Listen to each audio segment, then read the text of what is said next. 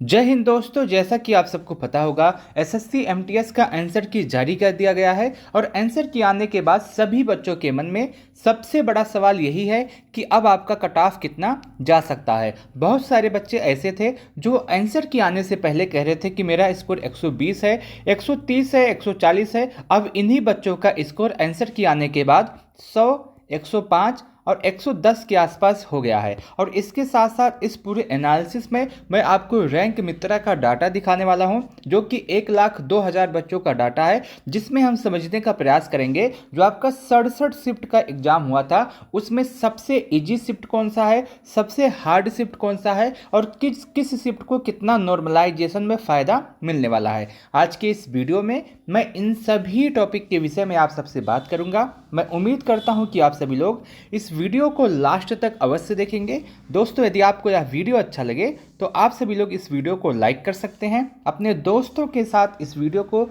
Share करना ना भूलें। जैसा कि आप सबको पता होगा कि इस बार टोटल एसएससी एमटीएस के अंतर्गत 9,583 पदों पर आपकी वैकेंसी आई थी, जिसके लिए 57,44,713 बच्चों ने आवेदन किया था। और इस हिसाब से अगर हम देखें तो पर सीट कंपटीशन आपका 600 का हो जाता है, यानी कि एक सीट पर लगभग 600 बच्चे फाइट कर रहे थे। लेकिन यह जब आपका ऑनलाइन हो रहा था उस समय का डाटा है। अगर हम देखें कि कितने बच्चों ने एग्जाम दिया है, कितने बच्चों ने एग्जाम स्किप किया है, उसके आधार पर तो 45% बच्चों ने एग्जाम दिया है, बाकी सभी बच्चों ने अपना इसका एग्जाम स्किप किया है। और इस हिसाब से अगर हम देखें तो लगभग लगभग 26 लाख के आसपास बच्चे ऐसे हैं जिन्होंने अपना एग्जाम दिया है, बाकी सभी बच्चों ने अपना एग्जाम स्किप किया है। अब आपका जो एग्जाम है वो 67 शिफ्ट में कंडक्ट हुआ था। अब जब 67 शिफ्ट में आपका एग्जाम कंडक्ट हुआ था तो कुछ हार्ड शिफ्ट रही होंगी, कुछ इजी शिफ्ट रहा होगा, जिसे आपको नॉर्मलाइजेशन में कम फायदा मिलेगा,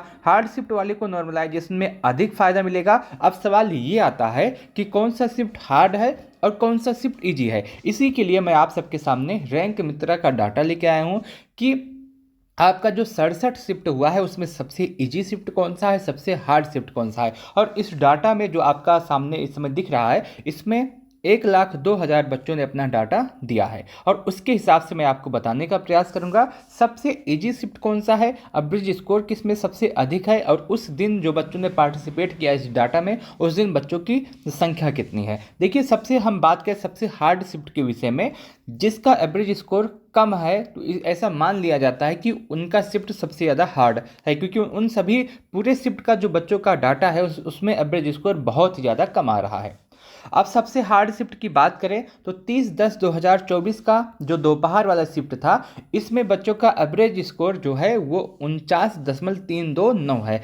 अब यह मान सकते हैं कि अभी तक जितने भी बच्चों ने अपना डाटा दिया है 1,02,000 ने, उसमें सबसे ज़्यादा जो हार्ड शिफ्ट निकल के आ रहा है वो आपका 30/10/2024 का है। उसके बाद सेकंड शिफ्ट की बात करें जो सबसे हार्ड है वो आपका 15/10/2024 का सुबह का शिफ्ट है, जिसमें बच्चों का एवरेज स्कोर 50 बन रहा है। उसके बाद आपका तीसरे नंबर पे 28/10/2024 का इवनिंग का शिफ्ट आता है, जिसमें बच्चों का एवरेज स्कोर 53 ही बन रहा है। और उसके बाद अगर हम देखें तो उसके बाद आपका जो अगला डाटा आता है वो 21 तारीख का आता है। 21 तारीख में अगर हम 21 तारीख में देखें तो उस समय जो बच्चों का जो आपका सुबह की शिफ्ट थी 9 से 11 बजे वाली, वो सबसे हार्ड शिफ्ट है, जिसमें बच्चों का एवरेज स्कोर सिर्फ और सिर्फ 54.603 बन रहा है। उसके बाद आपका पाँचवें नंबर पे आता है 11 नवंबर 2024 की शिफ्ट, जिसमें जो इवनिंग की शिफ्ट है उसमें बच्चों का एवरेज स्कोर 55 के आसपास बन रहा है। और छठवें नंबर पे जो सबसे हार्ड शिफ्ट है वो 21/10/2024 की इवनिंग की शिफ्ट है, जिसमें बच्चों का एवरेज स्कोर 55 बन रहा है। उसके बाद सातवें नंबर पे आपका आता है 16/10/2024 का इवनिंग का शिफ्ट, जिसमें बच्चों का एवरेज स्कोर 57 बन रहा है। और उसके बाद आपका आता है आठवें नंबर पे 1/10/2024 का दोपहर का शिफ्ट, जिसमें बच्चों का एवरेज स्कोर 57 बन रहा है। अगर आप देखें तो ये आपके 9 शिफ्ट हो गए हैं, 8 शिफ्ट। ये आपका 8 शिफ्ट ऐसे हैं जो सबसे ज़्यादा हार्ड शिफ्ट माने जाएंगे। अगर हमने हार्ड शिफ्ट आपको बताया है तो आप बता देते हैं इजी शिफ्ट कौन सा है। रैंक मित्रा के डाटा के अनुसार जो आपका एग्जाम हुआ है 67 शिफ्ट में, उसमें सबसे ज़्यादा इजी शिफ्ट आपका कौन सा है। देखिए अगर एजी शिफ्ट की बात करें तो इस डाटा के नीचे एकदम जाना पड़ेगा, क्योंकि वहाँ पे आपका एजी शिफ्ट जो है मिलेगा। अगर सबसे इजी शिफ्ट की बात करें तो 30/9/2024 का सुबह का शिफ्ट है, जिसमें बच्चों का एवरेज स्कोर 80 बन रहा है। अभी तक मिले डाटा के अनुसार 30/9/2024 का जो सुबह का शिफ्ट है ये सबसे ज़्यादा इजी शिफ्ट माना जाएगा। दूसरे नंबर पे आपका 28/10/2024 का मॉर्निंग का शिफ्ट है, जिसमें बच्चों का एवरेज स्कोर 78 बन रहा है। इसके बाद तीसरे नंबर पे आपका 30/9/2024 का इवनिंग का शिफ्ट है, जिसमें बच्चों का एवरेज स्कोर 74 बन रहा है। ये तीसरे नंबर पे आता है। चौथे नंबर पे आपका 18/10/2024 का इवनिंग का शिफ्ट है, जिसमें बच्चों का एवरेज स्कोर 73 बन रहा है। और पाँचवें नंबर पे आता है 15/10/2024 का दोपहर का शिफ्ट, जिसमें बच्चों का एवरेज स्कोर 73 बन रहा है। ये पूरा जो डाटा आपके सामने लिया गया है ये रैंक मित्रा का डाटा है, और इस डाटा में 1,02,000 बच्चों ने अपना डाटा दिया है, और उसके हिसाब से मैंने आपको बता दिया टॉप की इजी शिफ्ट कौन सा है और टॉप की हार्ड शिफ्ट कौन सा है। अब सवाल ये आता है कि जो इजी शिफ्ट है उसको कितना नॉर्मलाइजेशन में फ़ायदा मिलेगा, और जो हार्ड शिफ्ट है उसको कितना नॉर्मलाइजेशन में फ़ायदा मिलेगा। तो मैं आपको बता दूं कुछ डाटा। देखिए अभी तक जो एसएससी एमटीएस में जो नॉर्मलाइजेशन होता आ रहा है उसमें यही देखा गया है कि अधिकतम 10 से 12 नंबर का नॉर्मलाइजेशन होता है। और आपका जो एग्ज़ाम है इस बार भी आपके एग्जाम में 10 से 12 नंबर का नॉर्मलाइजेशन होने वाला है। अधिकतम बच्चों को 12 नंबर का नॉर्मलाइजेशन देखने के लिए मिल सकता है। जो इजी शिफ्ट वाले बच्चे हैं उनको उतना नहीं मिलेगा, लेकिन जो हार्ड शिफ्ट वाले बच्चे हैं उनको आराम से 10 से 12 नंबर का नॉर्मलाइजेशन मिल सकता है। ये आपका पूरा इजी शिफ्ट हार्ड शिफ्ट का पूरा डाटा है। अब सवाल ये आता है कि आपका जो एग्ज़ाम हुआ है उसमें पेपर का लेवल कैसे था, और उसके साथ साथ जो आपका सेशन 1 था, सेशन 2 था, इसमें सबसे ज़्यादा हार्ड कौन सा था। अगर लेवल की बात करें, पेपर के लेवल की बात करें, तो अभी तक जो आपका एग्ज़ाम हुआ है 2023 का, 2022 का, 2021 का, इसमें अगर हम देखें तो इस सब को एनालिसिस करें तो जो 2024 का आपका एग्ज़ाम हुआ है इसमें पेपर का लेवल सबसे अच्छा देखने के लिए मिला है। कुछ क्वेश्चन तो ऐसे पूछे गए हैं इस बार जिनका कुछ आता पता नहीं है कि कहाँ से पूछे गए हैं, कैसे क्वेश्चन पूछे गए हैं। इसीलिए अभी तक जो आपका एग्ज़ाम हुआ है पिछले 4 साल में, उसमें अगर हम देखें तो आपका 2024 का जो पेपर है ये सबसे ज़्यादा हार्ड है। पेपर का जो लेवल है वो मेरे हिसाब से मॉडरेट टू हार्ड की तरफ रहा है। अगर आप पेपर देने गए होंगे तो आपको बिल्कुल इस बात की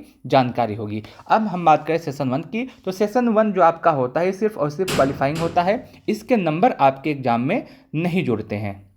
सेशन 1 में मैथ और रीजनिंग से प्रश्न आते हैं। मैथ के 20 प्रश्न और उसके साथ साथ रीजनिंग के भी 20 प्रश्न होते हैं, और इसमें जो है निगेटिव मार्किंग नहीं होती है।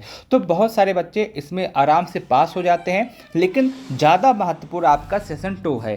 सेशन 2 से ही आपका पूरा कट ऑफ बनता है, और सेशन 2 ही निर्धारित करता है कि किन बच्चों का सिलेक्शन होने वाला है, किन बच्चों का सिलेक्शन नहीं होने वाला है। सेशन 2 में आपके जीएस और रीजनिंग आते हैं। जीएस से 25 प्रश्न, रीजनिंग से भी 25 प्रश्न। एक प्रश्न आपका 3 नंबर का होता है, यानी कि जो आपका टोटल कट ऑफ बनेगा वो 150 में से बनेगा। ठीक, यहाँ तक बात ही हो गई।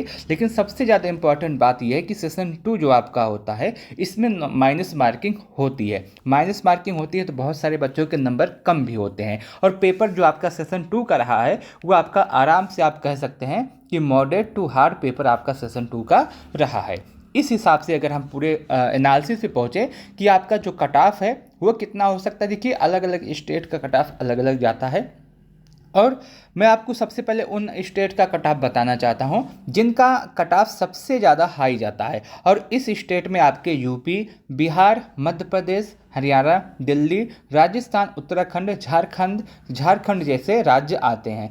इन राज्यों से यदि आप हैं और आपका जो स्कोर है वो इतना बन रहा है तो आप निश्चित तौर पे आपका सिलेक्शन हो जाएगा। और इन राज्यों का कट ऑफ मैं आपको बता दूं तो यूआर के लिए 125 के आसपास जा सकता है, ओबीसी के लिए 120 के आसपास, ईडब्ल्यूएस के लिए भी 120 के आसपास हो सकता है। ईडब्ल्यूएस और ओबीसी के कटाव में 1 या 2 नंबर का अंतर हो, इससे ज़्यादा अंतर नहीं होगा।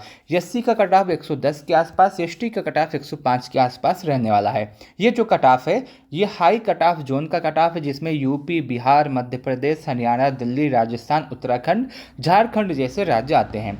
सेकंड नंबर पे वो राज्य आता है जिसमें आपका कटाव न बहुत ही ज़्यादा अधिक जाता है, न ही बहुत ज़्यादा कम जाता है, और इन राज्यों में चंडीगढ़, पंजाब, वेस्ट बंगाल, उड़ीसा, मध्य प्रदेश, गुजरात, अरुणाचल प्रदेश, आंध्र प्रदेश और महाराष्ट्र जैसे राज्य आते हैं। इसमें जो आपका कटाव है यूआर के लिए 115, ओबीसी के लिए 110, ईडब्ल्यूएस के लिए भी 110, एससी के लिए 105, एसटी के लिए 100 नंबर के आसपास जा सकता है।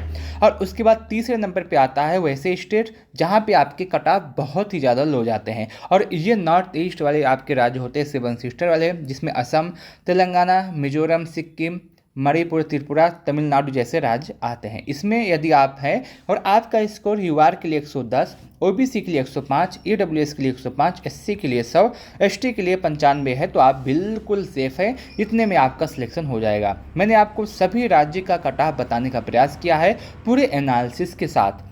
आपका स्कोर कितना बन रहा है आप कमेंट सेक्शन के माध्यम से अवश्य बताइएगा। मैं आपको बताने का प्रयास करूंगा कि उस राज्य में उतने नंबर के साथ आपका स्कोर, आपका सिलेक्शन होगा या फिर नहीं। और उसके साथ साथ आप बता सकते हैं कि आपके अकॉर्डिंग इस बार एसएससी एमटीएस का कटाव कितना जा सकता है। आप सभी लोग कमेंट सेक्शन के माध्यम से अवश्य बताइएगा। इस वीडियो को लास्ट तक देखने के लिए आप सबका बहुत बहुत धन्यवाद।